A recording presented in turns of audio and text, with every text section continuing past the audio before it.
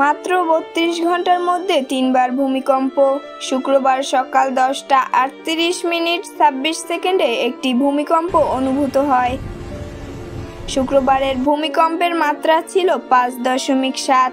তবে এরপর শনিবার সকাল 10টা ৩৬ মিনিটে আরও একটি ভূমিকম্প অনুভূত হয়। এর মাত্রা ছিল ৩.৩।